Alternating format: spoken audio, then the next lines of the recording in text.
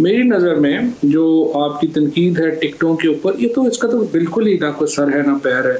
इस दफ़ा जो टिकट्स जो हैं वो दिए गए हैं, एंड आई वुड से कि नॉट ओनली पीटीआई बल्कि दूसरी जमातों में भी जो टिकट्स दिए गए हैं उनको काफ़ी देखभाल करके कोशिश की गई है टिकट देने की। मसलन अभी जो पंजाब से जो मेरा ख्याल है कल ये टेक्नोक्रेट्स हमारे जो दोनों इलेक्ट हो जाएंगे बिला मुकाबला, अली जफ़र और आज़म नज़ीर तारड़ जो हैं, ये बहुत ही आला पाए के वकील हैं। और आज़म तारड़ बेशक PMLN से है लेकिन वो पाकिस्तान के जनाब, मैं पहले कह चुकी हूँ कि ये वज़ीर आज़म का प्रोगेटिव है, ये मैं बात कर चुकी हूँ। इस पे सब तारीफ भी कर रहे हैं कि एक अच्छा इनिशिएटिव लिया है कि अगर पार्टी के अंदर आवाज़ें उठ रही हैं तो PTI इस पर स्टैंड ले रही है, इसको सुन रही है। ये मैं बात पहले कर चुकी हूँ।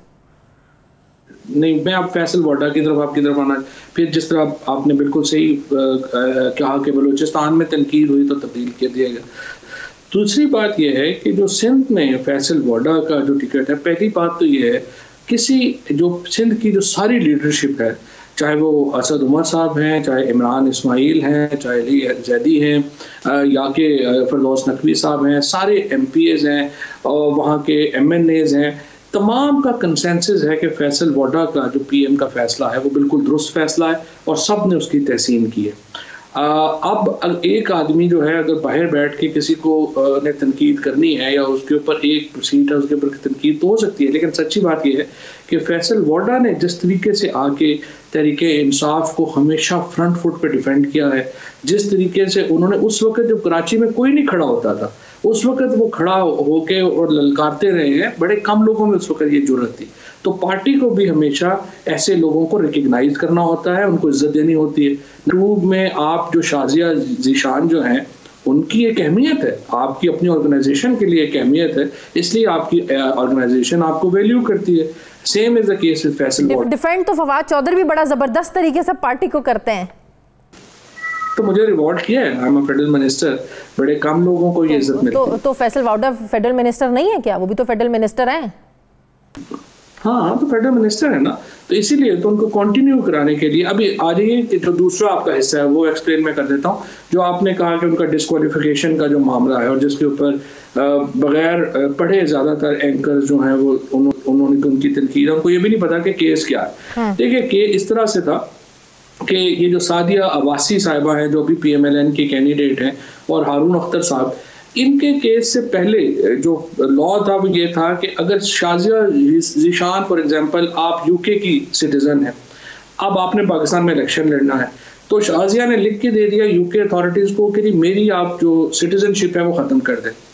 अब आपने इस बुनियाद के ऊपर जाके एफिडेविट दे दिया कि मेरी सिटीजनशिप का मैंने दे दिया और मेरी सिटीजनशिप अब सिर्फ पाकिस्तान की है। अब सुप्रीम कोर्ट ने कहा कि नहीं, आपने ये काफी नहीं है आपका लिख के देना, उधर से जवाब आना भी जरूरी है। अब प्रॉब्लम यह है कि फॉर एग्जांपल वहां पे एक बाइक बैठा हुआ है, कोई माइकल हॉट जो क्लर्क बैठा हुआ है, वो उसको परवाह नहीं है जवाब देने की, वो 6 महीने लगा दे, तो साजिया जीशान का कसूर तो नहीं है ना। लिहाजा ये जो टेक्निकल नॉकआउट है जो इस वक्त लॉ में जिसका फैसल को सामना करना पड़ रहा है और जो मैं समझता हूँ कि रिव्यू की करने की जरूरत है, उस वजह से फैसल को जो है वो हमने वैल्यू, जिस तरह मैं कर रहा हूँ कि पार्टी वैल्यू करती है, उनको हम कह रहे हैं आप सेनेट में आने वहां से कंटिन्यू करें। एक बात कर रही है ना कि एक ऐसे शख्स को सेनेट में लेकर आ रहे हैं जो ऑलरेडी इलेक्शन कमीशन में गलत बयानी कर चुका है, अगर लेकर आ रहे हैं तो फिर उससे ज्यादा गलत बात हुई जो इलेक्शन कमीशन में झूठ बोल चुका है। वो कोई करप्शन केसेस में तो नहीं ना डिस्क्वालीफाई हो रहा है, टेक्निकल बुनियाद के ऊपर एक इशू है, कंफ्यूजन है। अब ये भी नहीं पता कोर्ट क्या फैसला करेगी, गलत बयानी तो है ही नहीं ना, मैंने आपको पूरा एक्सप्लेन कर दिया। देखो अपोजिशन को जो आदमी रोज रुलाता है टेलीविजन प्रोग्रामों में 7 से लेके 10 बजे तक, जिसके सामने अपोजिशन के आंसू निकलते हैं, तो अपोजिशन क्या कहेगी उसको निकालें। फवाद, ये तो कोई क्राइटेरिया नहीं है कि अपोजिशन को रुलाएगा, जो जबरदस्त अपोजिशन को रुलाएगा उसको टिकट, ये क्या क्राइटेरिया हुआ? क्यों नहीं, दिस इज इंपॉर्टेंट क्राइटेरिया। कितने लोग खड़े हो सकते हैं आके? देखिए ये जो हम लोग बैठते हैं ना टीवियों के ऊपर, ये फैसल, ये हम लोग बैठते हैं, हम फरिश्ते हैं, क्योंकि ये लोग जो हम आके बातें करते हैं तो बाकी लोग सारे जो बैठे हुए हैं वो कोई हमारी सारी तारीफें करने के लिए नहीं बैठे होते। यहाँ तो आप 2 घंटे 4 घंटे बात करें, 30 सेकंड बात गलत होती है, वो 30 सेकंड हर जगह चल रही होती है, 4 घंटे तो चलती नहीं है। तो और हमारी जो है वो आगे पीछे हर जगह रोजाना एहतसाब हो रहा होता है। सो ऐसे लोगों को कदर करनी पड़ती है पार्टी को, करनी भी चाहिए। सेनेट इलेक्शन में कोई सरप्राइज हो सकता है? हुकूमती अरकान कहते हैं जी, अगर प्राइम मिनिस्टर कह चुके हैं कि अगर खुफिया बैलेटिंग हुई ऑपोजिशन वाले ही रोएंगे, जबकि खुल्लम खुल्ला ऑपोजिशन कह रही है कि हुकूमती लोग भी हमें ही वोट देंगे। मतलब कि ओपनली बातें हो रही हैं कि लोग इधर से उधर जाएंगे, उधर से इधर आएंगे। कोई सरप्राइज हो सकता है कोई? नहीं, मेरा वैसे जाती ख्याल ये है, सिचुएशन ये जो वीडियो आने के बाद पार्टी के ऊपर बड़ा दबाव है, और ज़्यादातर पार्टी अगर कोई अपनी एक्सेस सीट लेती है ना, उसका भी फिर उस पर भी दबाव आ जाता है कि आप अपने हिस्से से ज़्यादा कैसे ले गए। और बेहतर यही है, इसलिए मैं समझता हूँ कि हमें ओपन बैलेटिंग की तरफ जाना चाहिए था। और अनफॉर्चुनेट है कि अपोजिशन ने इस पर बच्चों की तरह जिद की और हम ओपन बैलेटिंग की तरफ नहीं जा सकते। चेयरमैन सेनेट के इंतखाब के लिए भी होनी चाहिए ना, फिर डबल स्टैंडर्ड नहीं होना चाहिए ना। फिर 2019 में फिर सादिक संजरानी के खिलाफ तहरीक अदम एतमाद में जो कुछ हुआ, जिस तरीके से अपोजिशन की अक्सरियत को अकलियत में बदला गया, वो भी सबके सामने है। तो फिर तो फेयर होना चाहिए ना। फिर ये नहीं कि सेनेटर्स के लिए आप ओपन बैलेटिंग करवाएं और चेयरमैन सेनेट के लिए आप सीक्रेट बैलेटिंग करवाएं। 101% आप सही कह रही हैं, यही होना चाहिए था। और अपोजिशन आती और ये अमेंडमेंट मूव करती तो I would have supported them, the whole PTI would have supported them. उन्होंने आके क्यों अमेंडमेंट नहीं दी? अच्छा फवाद, जो वीडियो सामने आई इसको इन्वेस्टिगेट करने के लिए सारे मामले को जो कमेटी बनी, आप उसका हिस्सा हैं। अब वीडियो का फ्रांजिक करवाएंगे? क्योंकि कुछ लोग तो इनकारी है कि वीडियो असली नहीं है, वीडियो जाली, इसको एडिट किया गया है। फ्रांजिक करवाएंगे वीडियो का? फोरेंसिक भी करवा देंगे, लेकिन इशू है फ्रैंकली, सच्ची बात है कि ना, देखो पाकिस्तान के लोग इतने स्टूपिड तो नहीं है ना ही कोई ये है कि हमें को पता नहीं है कि ये क्या ऐसा ही हुआ है, इसमें क्या शुबा है। हमें जो कुछ हुआ है यहाँ पे वो तो तमाशा लगा है। और बड़ी अनफॉर्चुनेट कि यहाँ पे ये सारे लोगों ने इस तरह से पाकिस्तान की जो सियासत है उसको नंगा किया। एक मंडी लगी जिसमें ये जो सारी आई वुड से कि सियासत की जो सारी इन लोगों ने जिस तरीके से उसको, बहुत ही अनफॉर्चुनेट है, उससे बड़ी बदनामी। इन्वेस्टिगेशन का दायरा कार जो है वो परवेज खटक और असद कैसर तक भी जाएगा, उनको भी बुलाएंगे, पूछेंगे। ज़ाहिर है इल्जामात तो उन पे भी लगे हैं ना।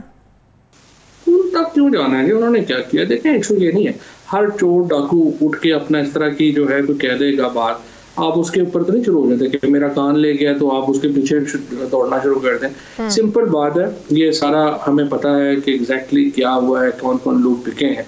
अब हमारा सबसे इम्पोर्टेंट ये है कि ये पैसे, ये वोट लेके सेनेट में पहुंचा कौन था। अब जो लोग पहुंचे हैं और अगर उनकी मौजूदगी की वजह से सेनेट की के ऊपर एक सवालिया निशान है, वो हमने ढूंढने हैं, उनका इंशाल्लाह ताला। तो फिर तो चौधरी सरवर जिस तरीके से जीते थे 2018 में, फिर तो उस मामले को भी इन्वेस्टिगेट होना चाहिए। उनका तो पता ही है। देखिए सरवर साहब का तो इलेक्शन बिल्कुल, जो भी आदमी, आप जो खुद लिखती हैं, एनालिसिस भी करती हैं, देखो जो भी पंजाब की सियासत को समझता है ना, उसको एग्जैक्टली पता है कि चौधरी सरवर कैसे बने। और चौधरी सरवर साहब जो है वो अराई जिस पार्टी में भी हो वो वोट सरवर को देगा ही देगा, क्योंकि वो लीडर है उनके। सारी हमारी जो बरादरियां हैं, ताल्लुक हैं, रिश्ते हैं। आज मैं भी अगर लड़ूंगा इलेक्शन, पंजाब से इलेक्शन लड़ूंगा, मुझे 10 वोट PMLN के भी मिलेंगे, क्योंकि हमारी बरादरियां हैं, ताल्लुक हैं, कैंपेनिंग है। वो लोग मुझे वोट देंगे। तो इसलिए ये वो एक और चीज़ है, लेकिन खरीदना तो एक अलग चीज़ है ना। अच्छा सही। अच्छा फवाद, आपने आज एक ट्वीट की, मरियम नवाज लंदन जाना चाहती हैं, इसके लिए बैकडोर राब्ते किए गए। हमें पता है कल उन्होंने कहा था कि मेरी एक ज़रूरी सर्जरी होनी है जो पाकिस्तान में हो नहीं सकती है, मैं बाहर जाऊंगी नहीं। तो एक इनडायरेक्टली बात तो उन्होंने कर दी। बैकडोर राब्ते उन्होंने किससे किए हैं? देखिए चाहती तो वो यही है कि इंसानी हमदर्दी की बिना के ऊपर मुल्क से जाने की इजाज़त दी जाए, लेकिन इशू ये है कि पहले जिसको इंसानी हमदर्दी की बिना पे भेजा वो वापस ही आने को तैयार नहीं है। मतलब कि आप दोबारा पछताना नहीं चाहते, आप लोग इंसानी हमदर्दी की बुनियाद पर इजाजत देके दोबारा पछताना नहीं चाहते, और बड़ी उसकी हमें पॉलिटिकल कॉस्ट देनी पड़ी। अनफॉर्चुनेट है कि नवाज शरीफ साहब ने इस तरह से किया, लेकिन बहरहाल मरियम नवाज को पाकिस्तान में रहना पड़ेगा। और मेरा ख्याल है वो अपनी तरह सियासत का ये लॉन्ग मार्च वगैरह इसका शौक पूरा करें। अच्छा, एक आखिरी सवाल, यूसुफ रजा गिलानी का बड़ा सख्त मुकाबला होगा हफीज़ शेख के साथ। दोनों इस्लामाबाद से कैंडिडेट हैं, PDM के मुश्तरका कैंडिडेट गिलानी साहब हैं, PTI की तरफ से हफीज़ शेख साहब हैं।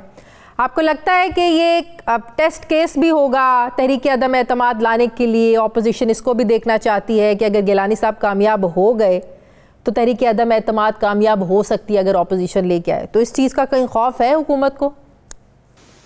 मेरा ख्याल है कि यूसुफ रज़ा गिलानी साहब जो है, मेरा तो खैर बड़ा उनका एहतराम है और मुझे नहीं समझ आई कि वो क्यों इलेक्शन में खड़े हो गए हैं। ये तकरीबन 39 वोटों से जो है वो हारेंगे, 39 से 40 वोटों से, तो फ़र्क बड़ा ज़्यादा है। तो इसलिए कोई ऐसा इशू नहीं है। और PDM ने एक दफ़ा फिर जो जुआ खेला है उसमें उनको शाह की मात होगी।